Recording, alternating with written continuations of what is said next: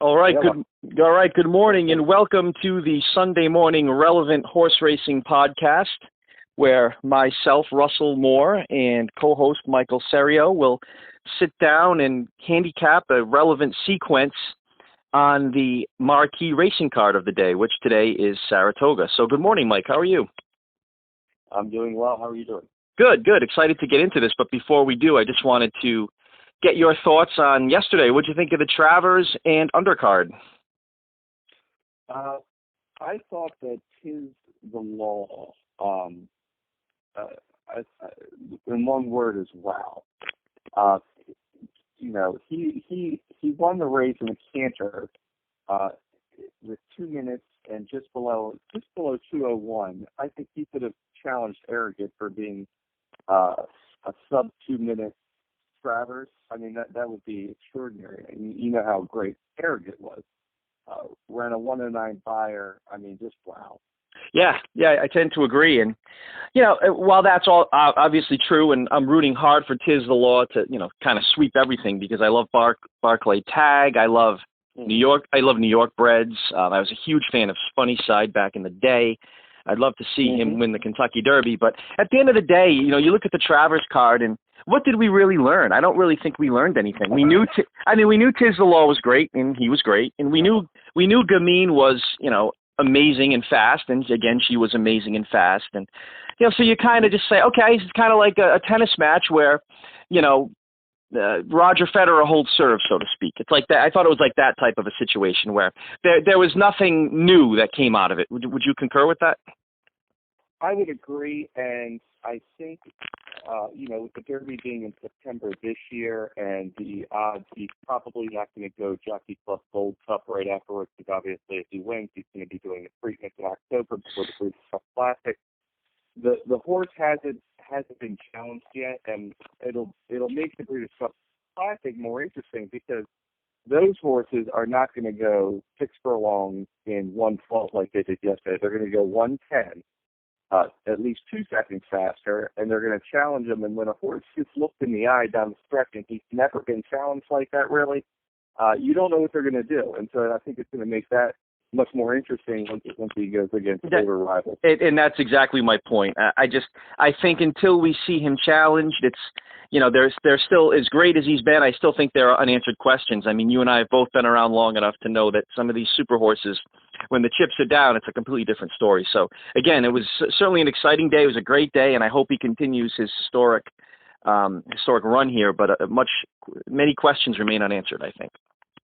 I agree. Sure. All right, Mike, let's want to get right into the Empire Pick 6 that we both handicapped and kind of discuss what we came up with. I understand it's a force-out day, and that means there's going to be a lot of money dumped into the pool because it's a good value bet. You want to start? We'll start right here on race 5, which is a mile and 16th race on the turf for maidens, and there are some very expensive and very impressive horses in this race. Mike, who'd you come up with? I didn't get too sexy with it. It's a small field to begin with, but I'm sticking with the favorite in here. He just missed twice, and even 2 back when he got beat in those. The winner's a next out winner against winners. You get bad luck. The horse is going to be there, so you have to have him. He has to be keyed and really be on the ticket. Also, I'll tell you this: the 6th with Bill Mott. I would say that I like him the least of them. He's 5-2 morning line second choice. But with turf races, I really like Blood. Cairo Prince can get you a little turf, but really, out of an officer mare, I'm not loving it a whole lot. You have to include it because you can't ignore the 74 buyer speed figure from the last, and it's still not, obviously. But really, who I like is, more than that, who I think is going to challenge the 5 is the 4, Lady Rosalie, which obviously, if you like breeding, this is your horse in this race. out of an El Prado mare nonetheless. And really the biased fee figures when he was with Rudy Brissett really put him there. Sure. Brittany Russell's is not sexy from a training perspective. But she's a good Laurel trainer. Married to Sheldon Russell, the jockey. Jockey, sure. But his figures are right there, and so I'm thinking, if he can return to form a little bit, it's not too bad. 3 back at Churchill Downs would go in a mile on the turf. They got beat 1.5, and in that race, the second and third place horse. Both were next out winners, and he was bumped early. Block had to alter the stretch. Terrible stretch. He is a very unlucky horse. Sure. Gets in trouble all the time. Yeah, I mean, it's a trip. Sure. I'm thinking that's where I'm looking. So you got 4, 5, 6, and you didn't. I noticed you didn't mention the 8. Let me just make a couple of comments on some of the horses that you commented on.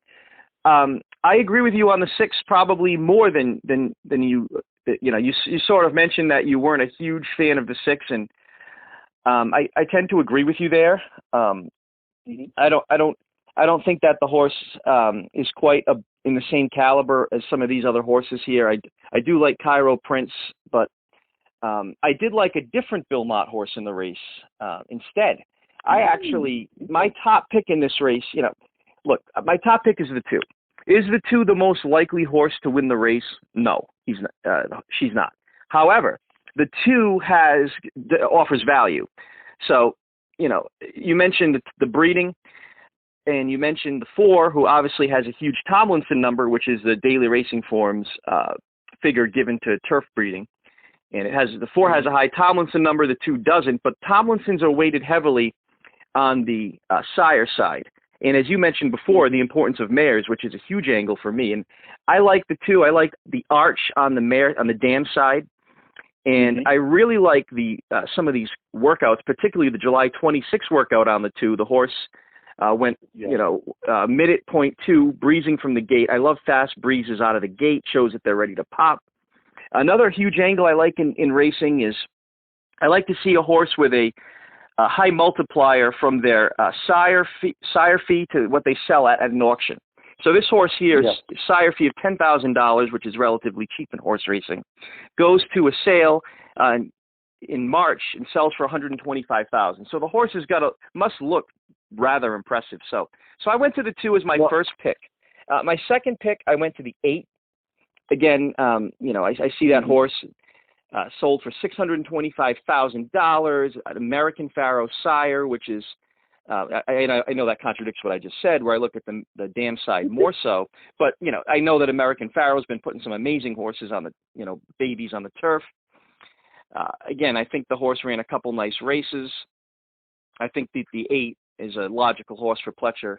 And Louis Saez. Interesting that Louis Saez is listed on 2 horses, listed on the 4 and the 8. It'll be interesting to see that get rectified in a couple hours when the changes come out. And by the way, some of these picks we have will obviously be amended due to the changes later on. One other comment I did want to make before we move on to the next race. The 4 horse that you mentioned has a lot of excuses. I mean, the horse is 0 for 9, and you said the horse has bad luck, but this just seems like a horse that always has an excuse.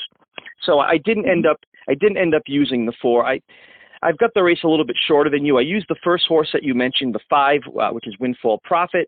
And again, I used my top pick, which is a 2, and I also use the 8. So I'm taking a bit of a risk here in the interest of keeping the price of the ticket relatively inexpensive today. So I didn't use the 4, and I didn't use the 6. So I know I'm a little bit out on a limb here, but that's how this game works sometimes, I wouldn't disagree.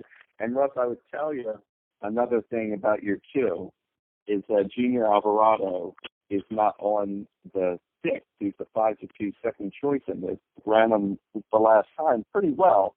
And Junior Alvarado gets first call for Bill Mott. I don't know if you knew this. I actually hot walked Bill Mott December Saratoga. Wow. I didn't know that. That's awesome. Yeah. Junior gets first call. And why he chose to be on this 2, I can only tell you that they think that the horse is quite well. And you're right about the multiplier the ODS March sale is a 2-year-old sale where they actually breed. They're not just looking at the horse like the August team or the September team would go, where he just looks pretty.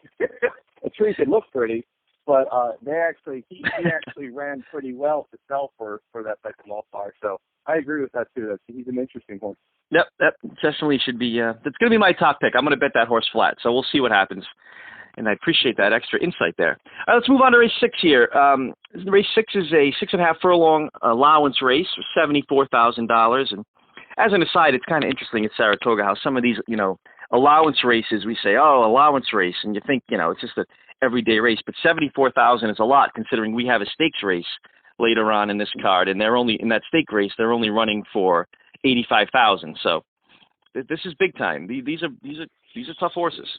All right. That being said, it's a 1X, meaning that these horses have only won one race. They've broken their maiden, or they've won a claiming race, or something to that. They could have won a claiming race, or something to that effect. So, all right. Against that backdrop, who do you like, Mike?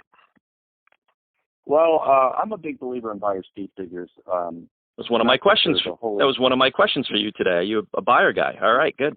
I am a buyer guy, and I think it's a good way just to get a good feel for a race. And in this particular race, the buyers are kind of all pointing to more or less one horse, which is the 2 Timely Tradition. Just consistent. I mean, you can't ignore the three wins coming into that. Although it still gets into the race because they're not the sexiest races.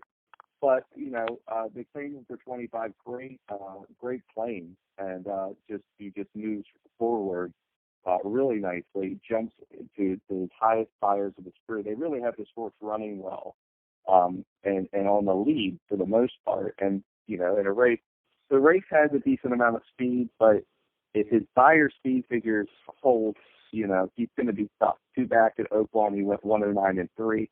That's pretty fast. So he has talent, he has speed, and this race is just weird because there's a lot of first-time winners, which can be kind of a crapshoot if you don't know, the field that they beat and what type of quality was in there all the time.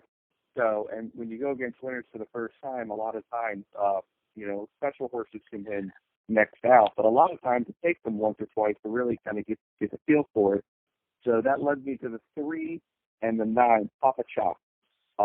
He is the best of the first time against winners. Clearly, his higher speed figure of 84 puts him right there with the 2. But really, his race on the dirt, the last one at Belmont, was really nice. Where if he did get the lead, he went 22-44, 109 flat, almost, or 109 and 1. That's moving. Yeah, and he just pulled away from him. I mean, 7 furlongs and 121 and 3. His racehorse time. And so, it's Mark Cassie. You go talk about a multiplier, although that is the Keeneland sale just looking at him, which tells you he must look good, and he probably has a decent blood on the mare side in terms of winners and such. Oh, I'm sure. So those 2 were the good. The only other one I'm going to throw into this, just because there is a decent amount of speed, is the 6, Chad Brown, Primacy, who just broke his maiden off the layoff. So he's going to be better conditioned second off the layoff. He did it the right way. Sure. His time was good, and he's going to be just off of the leader. So if they do end up going a little too fast, he's going to be the first to pound, and I think he's the best of the rest to pound, and most likely. So okay, so with that, sure, with that 6 horse, you just totally stole my thunder, because 6 is my top pick for exactly the reason you just said. I look at this race and I see a ton of speed, but I don't see a lot of closers. So I think there's going to be a pace duel that's going to develop, and I think it's going to fall apart. It's going to melt down, and I think that the beneficiary is going to be number 6, Primacy. I think this horse is going to come, like you said, full of run at the end, and I think it's going to take everything here. So the 6 was my top pick, but I will say that this race and the next races 6 and 7, were definitely, in my opinion, the hardest races of the sequence. And I went deep, but what's a little frightening for me is I didn't use your 2. And the reason I didn't use the 2, who seems to be your top pick here, correct me if I'm wrong, was the fact that the horse doesn't have class. I mean, class is big for me, and I saw this horse as someone who's deeper than she's ever been before, and I think she's not going to like that. So, talking to you makes me want to include the horse since I went 4 deep in the race anyway. I like the 5. I think the 5's a classy horse, and kind of, you don't know what that horse is going to do because it's still young and it's only got 2 races under her belt.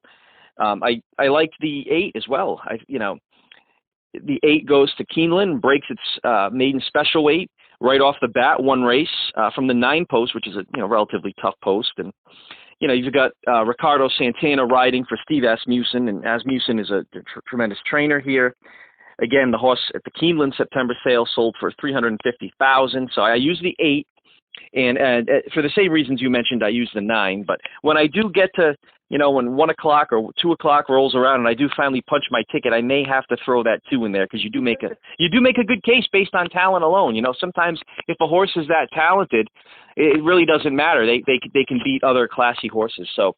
I thought you made a good case, but again, my top pick is the 6 horse. I like the pace scenario. I think it's going to work in that horse's favor. But again, my caveat is I'm not very confident about this race to begin with. So I would recommend going relatively deep on your pick 6 tickets. I went 4 deep. I may have to go 5. So all right, well, let's move. Can we move on to the 7th race, Mike?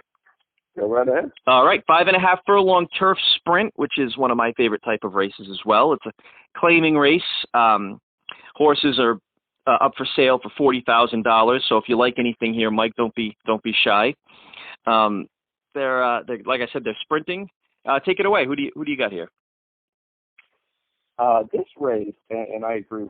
In discussing the last one, how you felt that the toughest 2 races are these 2 in the sequence, and I would have to agree with that. And it's almost the point where I'm not sure if I want a single because there's one that I feel good about, but I don't really care for the others, or should I hit the all but?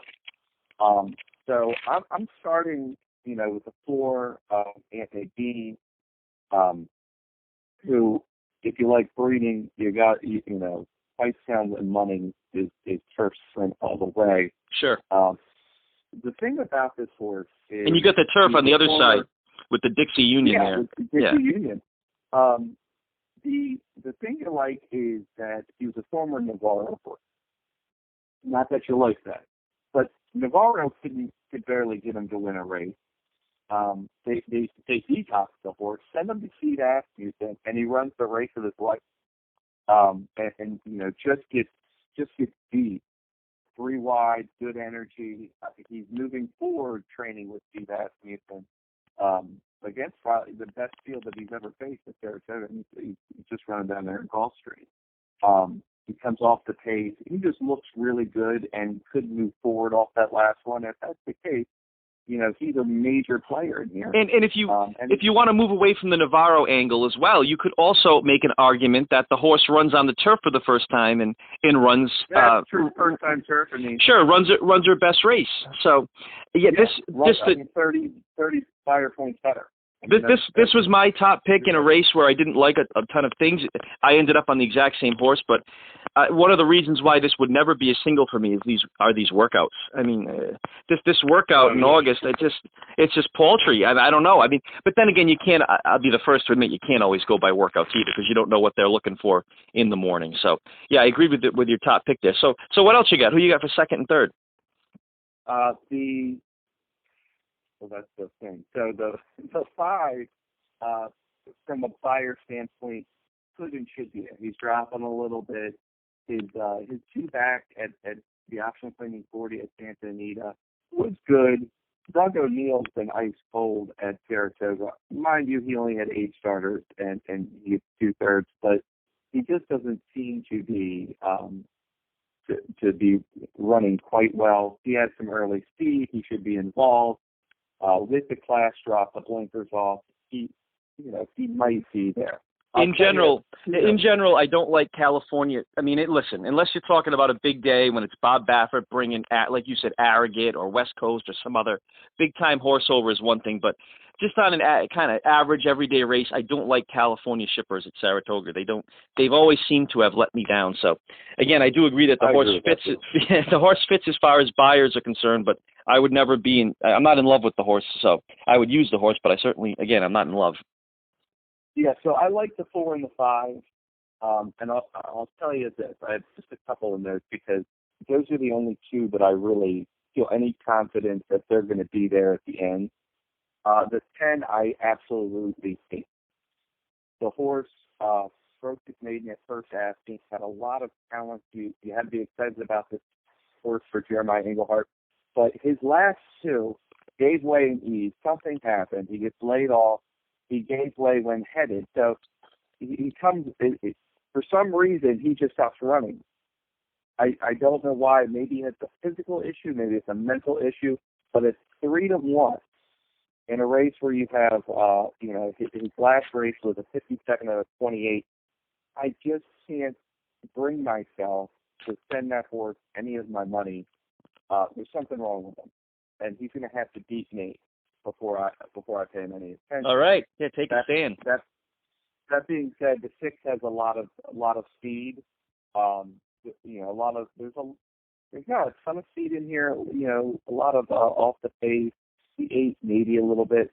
So in a race like this, I would look at the 6 to possibly throw in there and maybe wire. I normally don't like off the pace horses in these type of a sprint race. Normally, I like to be out in the front because there's too much trouble you can get into on those turns. And however, that being said, I do have a horse that I'm using in this sequence that you didn't mention, and I'm using the 8 Ginger Kitty. It's Peter Pugh horse who doesn't bring a lot of horses here, but he also doesn't win much when he does bring them. But that being said, this horse has some interesting back class. Okay. Earlier in the year, this horse was running some fast races down at, when I say fast for this group, relatively fast races down at Gulfstream and Churchill. Found herself in a Grade 3 race and didn't really, didn't embarrass herself. Let's put it that way. Yes, she came in 10th, but she's only four lengths off, so that's not bad. So this horse shows up at Saratoga. It's got a trouble line, a big bump, a steady, caught wide. So the horse throws a very nice workout on before that July 26th race. So the horse is obviously in shape. If you draw a line through that last race, I think at a big price, this horse this horse has got a shot. And I do like this young jockey here, Cardenas. So I am going to use the 8 and hope like heck the horse wins, because if I'm still alive at this point and this horse wins, I'm going to have some serious equity as we move into the last 3 races of the sequence. That makes sense. All right, let's move on. If that's okay with you, let's move on to race 8. Right. Another very nice race. It's 1 1/8 on the turf, allowance race, 74,000. Again, another 1X race for colts who are 3-year-olds. Again, it's straight 3-year-olds, which is an interesting race. What do you think here? I'm going to go with the 8. I mean, that's not State Secret. Christophe Clement, he's 7-2. Sure, City Man. But he's a really good horse. His only 2 races on the turf were probably arguably his best, particularly the last in the Grade 3 Pennsylvania Keeneland. And that's my point too. This is my top pick as well. Let's face it. If this horse runs back to that last race that he ran at Keeneland in a Grade 3 race, he wins this race. Make no mistake about it if he does that. Do you agree? Mm-hmm. Okay. I would agree 100%. So he's my top pick as well. And to be blunt, I was thinking about singling this horse, but, I have a single in the next race, so I didn't single him. I also came up with the 5, Mr. Jaggers, because again, going back, like you, I am somewhat of a buyer guy, and this horse has got some good buyer numbers. I know, it just broke its maiden, but if that horse, you could argue, runs back to his last race, which was the same distance, 1 1/8, I think this horse could win as well. And it's your man, it's Bill Mart. I didn't know that you worked for Bill Mart, but again, I did come up with the horse. So was this your second choice or what? For me, well, the kind of the way I'm attacking this race is through Clement, who is actually shares the barn with Clement. But I'm taking Shamrocket, City Man. The thing with Mr. Jaggers, and as I said before, when they go against winners for the first time, sometimes, I mean, really good horses, and he could be that class. This wouldn't be a shocker. You know, the old timers, the old timers say what you're saying. You know, in the old days, oh, a horse facing winners for the first time, you can never bet it. Mm-hmm. You know, and that was, I almost think that's old order thinking, because I think over the last 10 or 15 years, I've seen so many horses graduate quickly that I think that's somewhat outdated. But there, again, I'm not always right. In fact, I'm usually not. So I think there may be something to what you're saying here with the 5. I think going to, you know, he may find the water a little deeper. Well, and if you like turf mares, you have a Dynaformer mare on that Mr. Jaggers, which I love Dynaformer turf. You rarely see it. It's one of the last lines that go all the way back for Bebo, who arguably was maybe the second or third best horse from the century. Well, there you go. That's why you see that massive Tomlinson number there too, on the 5. Yeah, absolutely. The one horse in here I'd watch very carefully is the 7. He's a bit of a price. He's 12-1. This is a race that, besides Mr. Jaggers, doesn't have a tremendous amount of front end speed. I think the 7's going to be alone on the front end. When you couple that with Jose Ortiz, that could be dangerous. Now, his last race wasn't great, but when he showed speed back at Churchill in a field of 12, I mean, he just got beat by Moon Over Miami, which I think I watched that race. I think Moon Over Miami still mocked or flat. It was a very good race, and he fought all the way to the end. He didn't give up. I don't really know what happened to Belmont now. He didn't really show early. I don't know what happened. So I'm putting a line through that. Ignacio is a pretty good trainer, quality trainer. Candy ride. I just think that maybe if he goes slow enough, to get the right grip through Jose Ortiz. In the stretch, he'll be there. How much he'll have, I don't know. Well, you had me. If you want to take a shot. This is a horse I overlooked, but you had me at Jose Ortiz alone on the lead on the turf. Once I've seen that so many times that, you know, that's an auto use for me, and I don't know how that got away from me because I'm a big pace guy, as I mentioned earlier. Mm-hmm. But when I hear Jose Ortiz alone on the lead on the turf, all right, that's enough for me to include in a multi-race wager. So, but that's a bit of a tongue twister. Absolutely. All right, we'll move on here. We'll go to the feature race, and again, I use the feature race in air quotes because, you know, it's technically a stakes race, but it's an $85,000 stakes race, which isn't, for Saratoga standards, much money. What happened here? Because I'll tell you, I'll actually lead off this race if you don't mind. I singled endorsed in my multi-race wagers, and I know there are some good horses here. I know, you know, since our podcast is the relevant Sunday morning podcast, you think maybe I already used the 4. It's all relevant, but I don't bet names. And I know Tenfold was obviously on the Derby Trail last year, and I know Bodie Express was as well. Mm-hmm. You know, those are fast horses. Those are good horses, but I just couldn't get past endorsed. That Oaklawn race where he won on May 2nd. It was a strong race. Again, that was an optional claimer, but that was during a time when there weren't many tracks running, and there were some real nice horses in that race. Bankett's a fast horse, and there were some other good ones as well, and, you know, he won that relatively easily. Then he moves into the Westchester, and he loses to Code of Honor by half a length. And I mean, Code of Honor in this race would be probably 3 to 5. And then he loses to Vacoma by 4.5. I feel like this horse is in form. If he shows up with his A game, I think he's a step above these other horses, despite the fact that they also have good buyer numbers. I think that endorses, again, this, you know, seems to be Bill Mott Day as far as I'm concerned, and kind of ironic that you worked for him. But again, I'm going with Bill Mott here. I like endorsed. What do you think? Who do you got? Well, I agree with the endorsed. I mean, you're looking at developing a ticket. I think it's a perfect spot to take a single. Not only do I think it's the most likely winner in this race in particular, but I think he's the most likely when the wire comes, he's going to be there in some form of fashion and give you a run for the money. And it's a strategic place where if you have a single here, it's not a huge field. You can actually protect your bet with a couple of doubles with this race of stack, kind of hedge a little bit, especially if you have a couple of prices in there. It's actually built up a little bit. I tend to not single. And one thing I've learned being on a racetrack is that there's a lot that you don't know. Especially being with I've seen. Boy, that's put it mildly. There's a lot that you don't know. I like that. That's good. You don't there's been times where you're icing down a horse's ankle because we know it's sore, but the bettors don't. There's no injury report. People would go crazy. So there's a lot you don't know, and as they say, it's going to race 100 things to go right. And to lose it, one thing needs to go wrong. So how wise, very true.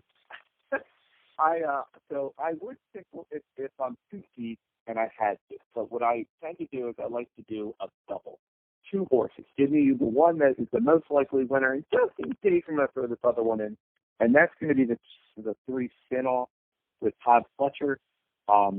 He is 2 for 2 on the board at Saratoga. Arguably one of his best races, which was actual claiming 62 at the end out last year in August. He won at Saratoga at this distance, won really easily against Lone Sailor, who's not great or anything, but at least you know who he is.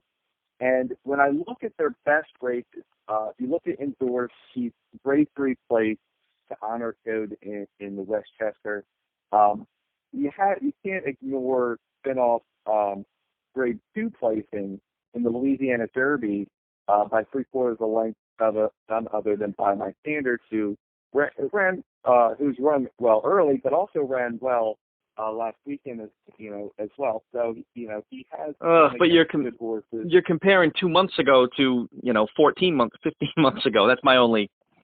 That'd be my only caveat that I would caution in that instance. Sorry to cut you off. Well, that's true.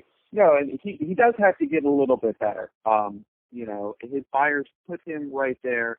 He came back off the layoff. Just got beat a length and 3/4 of Global Campaign, who's good. Sure, when Global Campaign is right, he's awfully fast. Absolutely, and Just a Whistle is a very good allowance horse / mid-level stakes horse. But then even look at Suburban. Sure, and even look at Spinoff's last race. I mean, Win, and Nicodemus. Those are Complexity. Those are fast horses. Those are good horses. And that's not a shameful loss right there. The Complexity won the Champagne. I mean, that was actually a very tough race to be in, where he's 3 wide and 7 wide coming for home. So I'm getting a line through it. Tom Fletcher, he doesn't put the horses completely over their head. It's not like some trainer you've never heard of, and the owner just wants to be able to go to Saratoga today. Right. So he is 5-1. I think he could be 6, 7, 8 to 1. Easily. He gives you a shot. But I like him way better than the rest tenfold. This is a little bit of a drop for him. But you don't know what you're going to get. And talking about you don't know what you're going to get, talking about Bodie Express. And I think Bodie Express, he falls in the Bellafina rule. You have to beat me outside of your own track for me to like you. Bodie Express. No disrespect, but that's not for me here. That low price with that unpredictable horse. No, that's not for me. No, and the 4 with the cheap speed. He's no disrespect to Rudy Rodriguez here, but he really has his. I mean, a good swing for 32 has him right. But obviously, this is a step up for him, and I think the 4 and the 5 could easily compromise themselves, and I think that the 1, 3, 6 are going to count. All right. Yep, I think that's a pretty comprehensive analysis there. Let's move on to the get-out race, the last race of the day on the card, and it's a 6.5 furlong maiden claiming for New York bred maidens. So this is a difficult race, a lot of variables. There's a few disappointed horses in here, particularly if you want to talk about a disappointed horse, you can start with the 9 right off the bat. I mean, there's a horse that sold at a sale for $250,000. Yet here we are 13 races later and 2 years 2 years later, and the horse is 0 for 13, and certainly has the capability of winning the race, but I think you'd have to be a little suspicious of this. What's your take on this race? Start with the 9 if you don't mind. No, you're absolutely right. And I mean, again, that's the OBS Marshall. It's a Bree show. So City gets it good, and he's 50,000, so he has a multiplier of 5. But that is a very decent amount of money for a City Zip. For a New York bred. Must have run well. Yeah, on top of that. So, as far as a higher speed figure, if you go back to his February races, they were quite well. And if he runs that race, he wins this race. But you can't like that his buyers are descending all the way to this point, and when they drop him, maybe playing 40, he didn't really respond well. Now they did take the blinkers off, they put them back on. Maybe that was an issue. But George Weaver's no joke, and he couldn't get him to win a race. Steve Atkinson, I don't know. It all depends if he gets back to that form, and I just don't know what he's going to do. He would scare me throwing him out. I would put it that way. But I would not. He's not my top. I would not want my rent money on that horse. Let's put it that way. Absolutely not. I think I don't know if you handicap it. I think the kind of the logicals here would have to be the 1 Imperio D, and Brunate. Brunate rather. They're gonna take money. They've run against each other. They were right there with each other, so they make sense for this field. So I think you'd have to use those two. Let me give you a horse that I looked at that I think is going to be quite a long shot, and I think it's worth a shot, worth a play, because there's going to be some value here. And I'd like your opinion on this horse. His name is Boston Billy. He comes from the Laurel Charlestown sort of circuit, and I know you're a Maryland guy, so I thought maybe you had taken a look at this horse as well.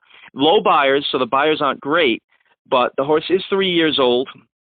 Has run in open company at those other tracks. Comes here, gets in restricted company. Is aggressive. That's a relatively aggressive placement. The workouts, they're not bad. They're not great, but they're not terrible. What do you think of that horse? Do you give that horse any shot at all? Would you be shocked? Would I be shocked in this race? Probably not. I'd probably be more shocked if he's stressful. Playing a punch like that and asking the question why, as a science teacher, I'll tell you that is the philosophical basis of science is asking why. Sure. One Breeders' Cup Philly race, I asked my cousin Jeffrey, I said, there's a horse in here that's working 5 and 57, shipping from New York for Englehart. He doesn't really ship outside of his area. Why is this horse even in the race? He was 50 to 1. She was 50 to 1. That was Rita Antonia, who ended up winning the Phillies, and we talked her.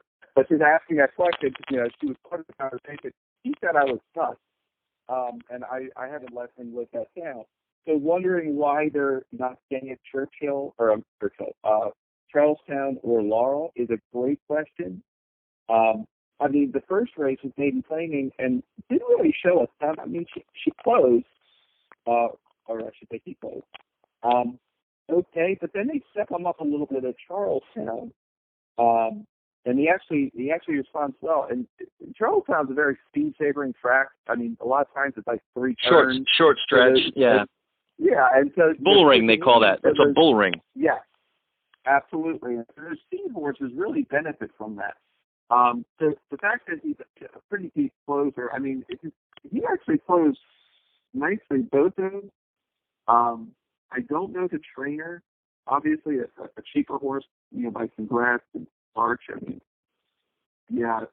You could. I asked the question. Now I look at it, I see it. I asked myself what. Going back to your point, and this is difficult because I say, what is this horse doing here, right? But then there's something you said earlier in this podcast. You had mentioned that you were referring to another trainer, and you said, this isn't a trainer that's just trying to get a horse entered at Saratoga for the thrill of it. And then against that backdrop, I look at this horse's owner, and it says Sinatra Thoroughbred Racing. I don't know that ownership group, but it It could be just, get this horse into a New York Saratoga race for the thrill of it. But you would think that wouldn't be in play as much this year. Oh, actually, it would be in play this year because owners can actually go in and into the facility. So that could be, there could certainly be some of that going on here. Especially if it were on the undercard of the Travers, that's where I think you'd be more likely to see that, to be able to get in and see that race. So. But it is the same. It is the same weekend. It is the same weekend, and the owners could be friends with someone who had something on the previous day's card, and they could have went in with them. So, boy, I'll tell you, on this podcast, we get awfully deep into the weeds on some of these handicapping angles, don't we, Mike? Yeah, we do. So, Mike, before we close this out, and I think this was a blast, and I think you've got a lot of tremendous insight, and I think I bring some insight as someone who's been playing the horses since they were 5 years old. What did you do? What's your ticket structure? Don't give me the numbers, but give me, I don't know if you have it done yet. What are you looking like? How much are you spending? How much you think you'd like to invest in? You said you don't use singles, so how many fields how many races do you have? Just two horses? So my group, and I think that doing these multi-race wagers, and not that you can't hit them by yourself, I think you do need a bit of a bankroll. And so my group, the Pick 5 Posse, we get together on big race days like yesterday or on horse out days like today, and we put together a ticket that isn't insane. We've done some big ones, but generally anywhere from $300 to $400. And so a person? No, all together. So okay. There's like 4 or 5 of us. Generally, the bet is about $125. We've only ever done like a 6-6. We did a 6-6 Belmonte with American Pharaoh for like $2,000. Carolina beat us, but that's a whole other story. But generally, it's about five. Like yesterday was about $500 for the Pick 5. So that way you get a decent amount of coverage. So if so you got 5 guys in the group, each throwing $100 and call it a day. Yeah, sure. and especially in these multi-race, Pick 5, there's basically 2 per day. Now, Breeders' Cup, it might be 200 a man. It does get bigger just because it's there's so many more horses. Difficult. But I think that's a really good way to go. It's just sometimes it's hard to find 5 other guys that like horse racing. But that's another story. Sure. The way in which I'm structuring it, the way in which I would tell anybody to do it, is I think you have to be deep early in the first 3 or 4 races. I'm going to take a stand in race 7 with the Steve Asmussen horse that he got from Navarro, and the Doug O'Neill horse that's dropping. I'm also going to take a 2-horse stand in the 9th with the 1 endorsed and the 3 spinoffs. So I don't have a single, but I'm basically taking a stand with 2 horses. Now, I would also argue to anybody who's doing the Pick 6 today, another thing that's treated me quite well at Saratoga so far this year is called Just Get There, which I single the last leg, and I go deep in the preceding 4 or 5 races, and I'm just hopeful to get there because it's hard enough, taking a stand and getting through when you feel confident. And when you get your eggs into one basket. But when you get to that last leg, you've now got equity in the ticket, and what that means is, say you singled the 1 horse in the last leg, Imperio D, mm-hmm. and the horse is probably 2 to 1, but you've got massive equity in these other legs. So if the 1 wins, you win, $7,000. That allows you to risk serious money on some of the other logical horses. You could put $250 to win on horse X, Y, and Z for another $750, and if they win, at 6 or 7 to 1, you're still a big winner for the day. So especially at Saratoga, because if you're going to single in the last leg, it's generally going to be the first or second choice. But as a multiplier of a flat bet doesn't give you a lot of it's harder, okay? But in this particular race, this maiden planning 25, as you pointed out for like Austin Billy, who's 15 to 1 morning line, he could be 20 to 1. Oh, that horse, 100. That horse could be 70 to 1. Exactly. So these other horses that you can make a case for, it's very easy to be able to put some money flat on them, and not only get your ticket back, but also be able to make money, especially if you do have that equity, as say, and it is 4, 5, 6,000. Putting 100, 200 on every horse, and then just seeing where the dice net that may fall is a way to go. And I treated you well at Saratoga this year. Sure, and it worked well for me at Churchill earlier this year too, along in same exact scenario. So, all right, Mike, it was great doing this podcast with you. I look forward to doing it hopefully every Sunday. I've always been a huge fan of Sunday racing. It's kind of relaxing. The crowds aren't as big when you are at the, when the COVID nightmare isn't around and you're at the track. There are less people. It's less crowded. It's more relaxed. So I've always enjoyed doing handicapping on Sunday, and on a anecdotal personal level, I've made some of my biggest scores hitting multi-race wager bets on Sundays as well. The most recent being late last November, when there was a Gulfstream Park West, which we all know as Calder, had a big force out, and that was on a Sunday. So I've always enjoyed Sundays, and I can't find a podcast on the internet where they handicap on Sunday, so I couldn't get any analysis from anyone else. So I thought, hey, why not us? Why don't we do it? So I look forward to hopefully putting this out there every Sunday with you, Mike, and I appreciate your insights. No worries, Russ. You have good luck today. You too, sir. Have a great day. All right. And good luck to everybody. All right. Bye, guys. Bye.